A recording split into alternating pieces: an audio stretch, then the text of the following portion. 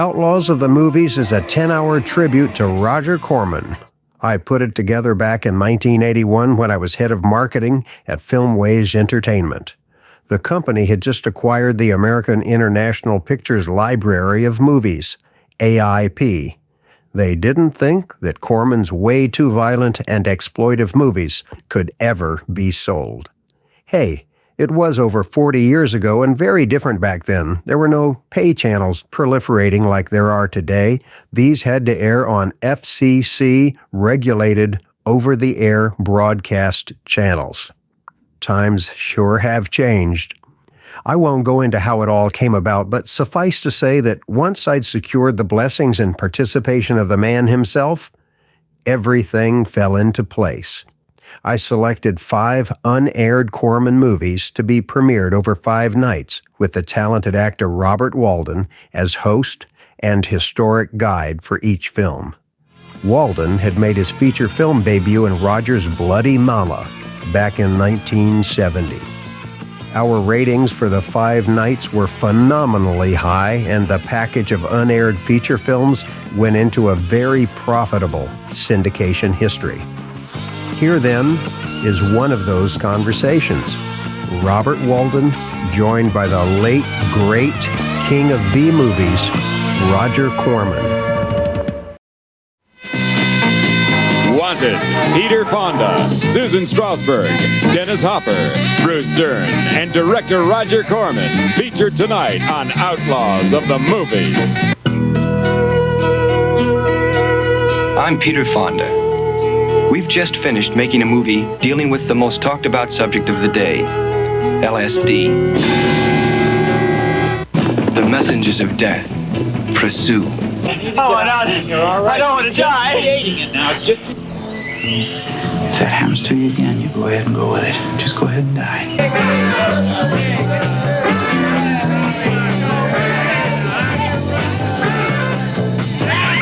It will blow your mind.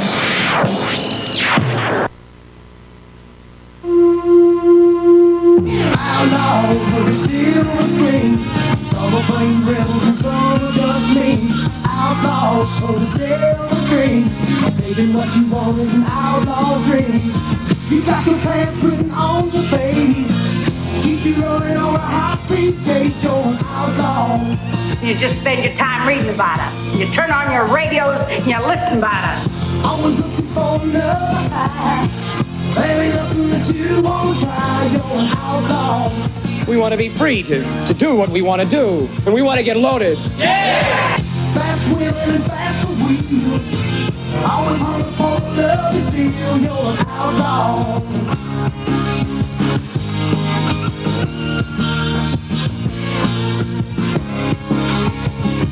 Here is the host of Outlaws of the Movies, Robert Walden. Welcome to our last night of Outlaws of the Movies week. I've seen a lot of exciting films that would never have been made within the confines of a major studio. There were movies that broke new ground in terms of what audiences wanted and accepted.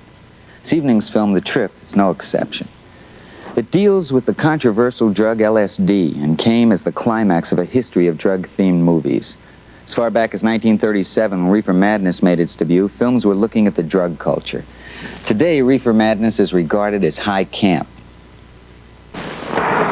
May. May! What do you want? Bring me some reefers. Let's go, Jack. I'm red hot. Better be careful how you drive it. The first thing you know, you'll be ice cold.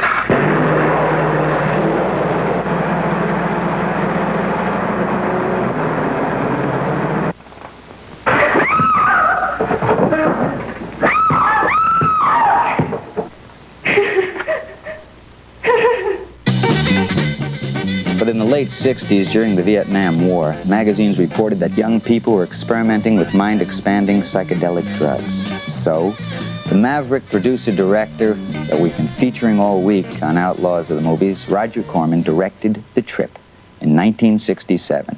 It was written by one of the members from his own stock company of actors, a man named Jack Nicholson. And it was based on the LSD experiences of Corman, Nicholson, and the film star Peter Fonda. Drugs are against the law, so those smoking marijuana and taking LSD became outlaws. Corman chose other cast members who were familiar with his lightning-fast method of filmmaking, like Bruce Dern and Dennis Hopper, Susan Strasberg. Well, my special guest for this evening is none other than the man himself, Roger Corman. I'll be talking with him right after this pause.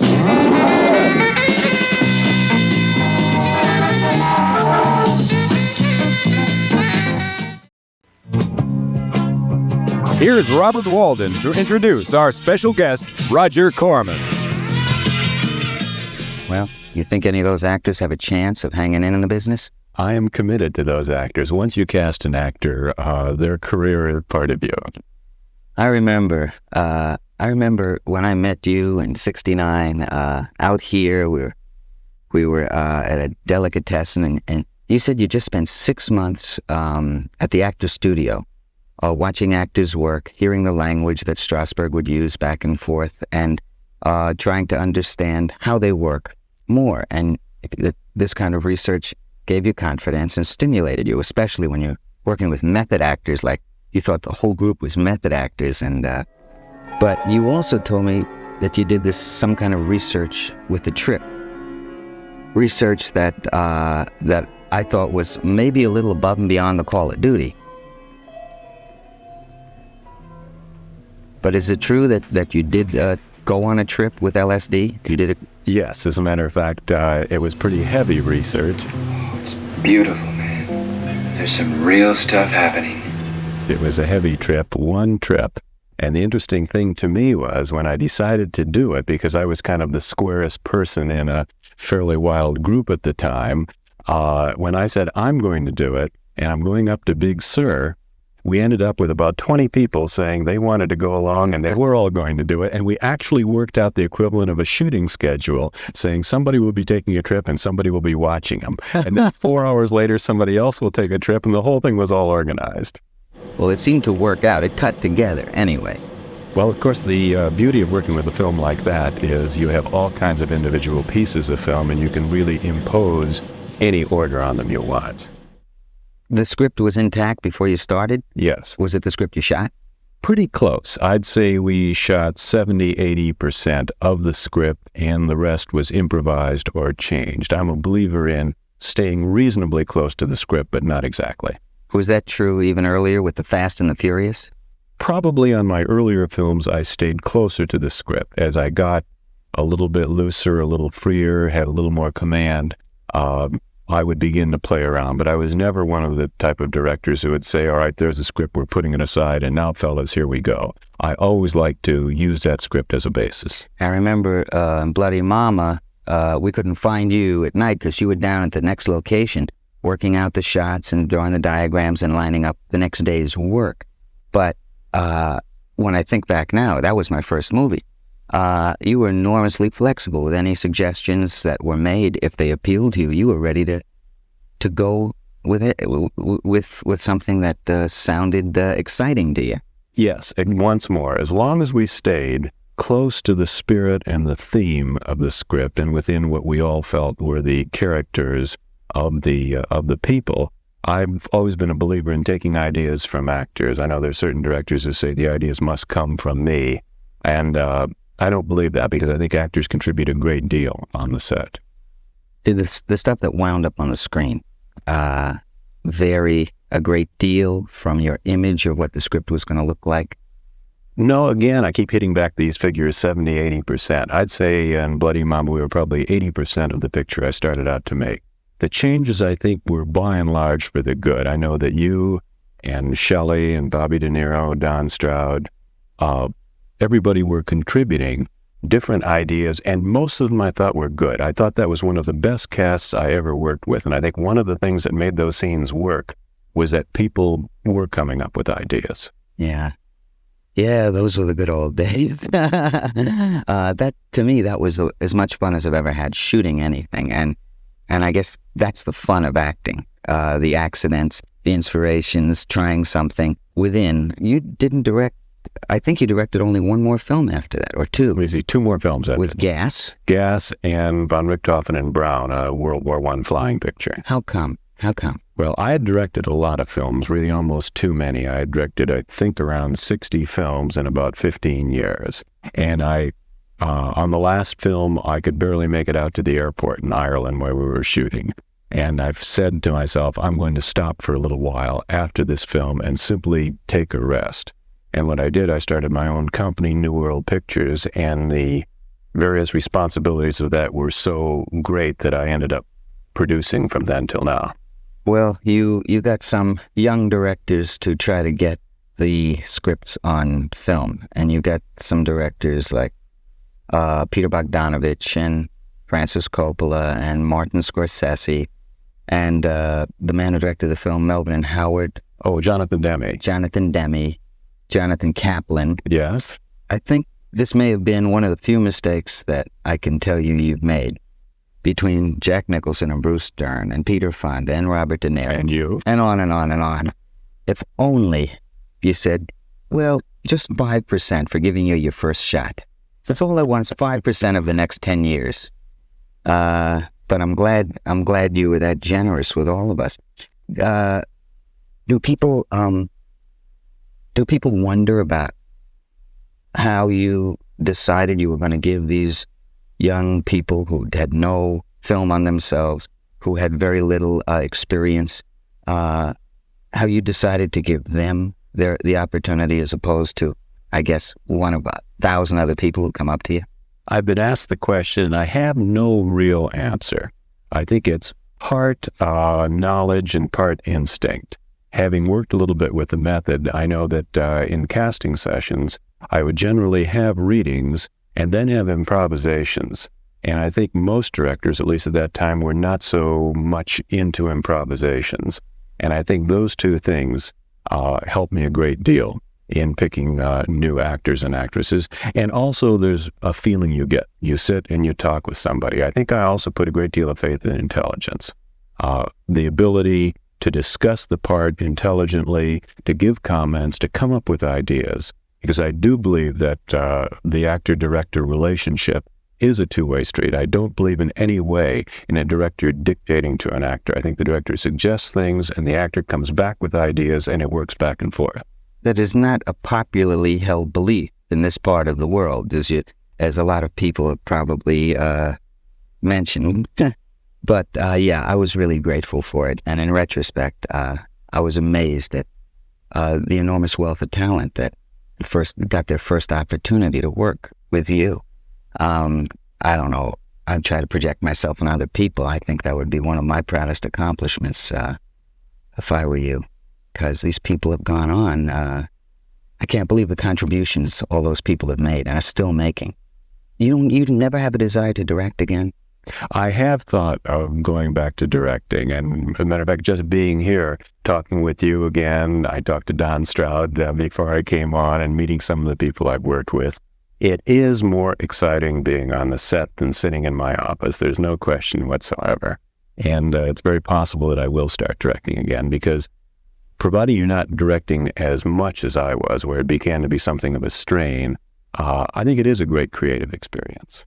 Is there a project or a book or a story or a legend or a fantasy that is staying with you over a long period of time? That's the problem. I've thought about it several times, and I thought, all right, having not directed for so many years, the picture I come back with must be something really special. Then I think, well, gee, can't think of anything that special. And then I think, well, the way to do it is simply just to take the next script we have on our assembly line and just take it as an assignment and not to make it something special. Now, while I think about all of that, I end up coming to no decision. But you seem to be so enthusiastic. I worked with you on only one film, which was Bloody Mama. But you told me, I remember you came into New York around Christmas time, and De Niro and I had to do little looping in it. It was the first time I ever did anything like that. But you were really enthusiastic about this next film, which was called Gas. And you were equally, if not more enthusiastic about Bloody Mama. So you seem to have genuine enthusiasm for the projects. It would make no sense for you to approach something unless you really were stimulated by it. That's probably true. I don't think I would truly want to direct something unless it was something that involved me at least to a certain extent.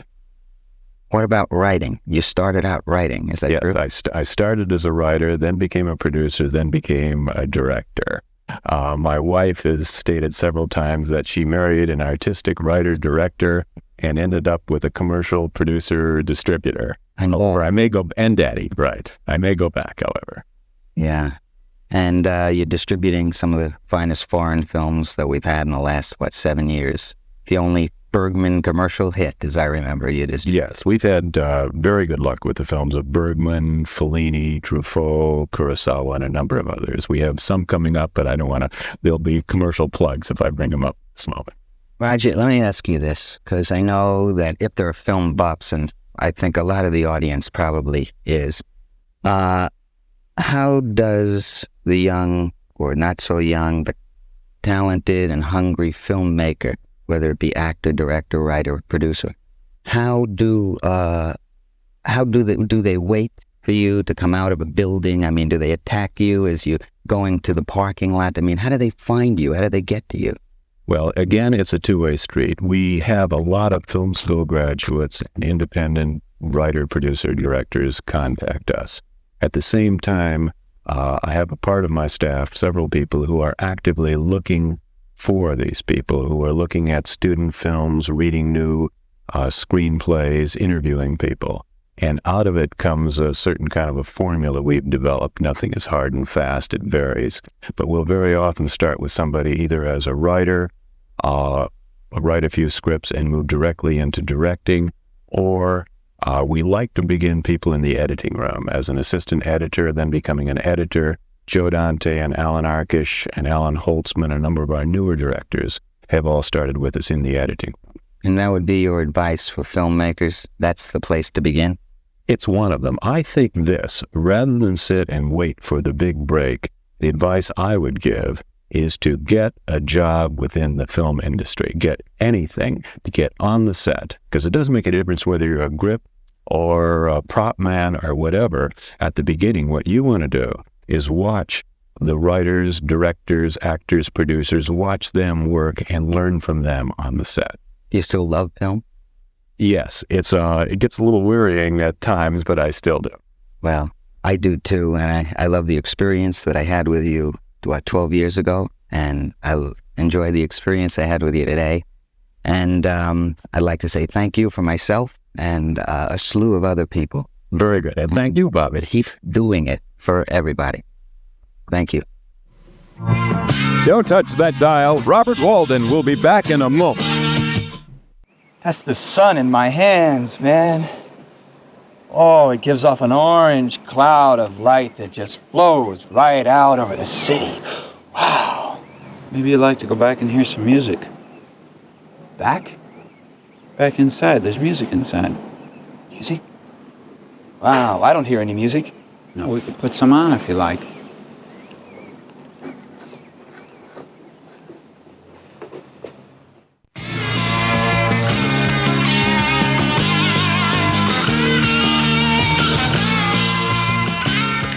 Well, that's it. The end of a wonderful week for me, and I hope for you too. I want to thank all the people who watched and all the people who showed up to pay tribute to Roger Corman. You see, there still is some loyalty in this town. Thanks.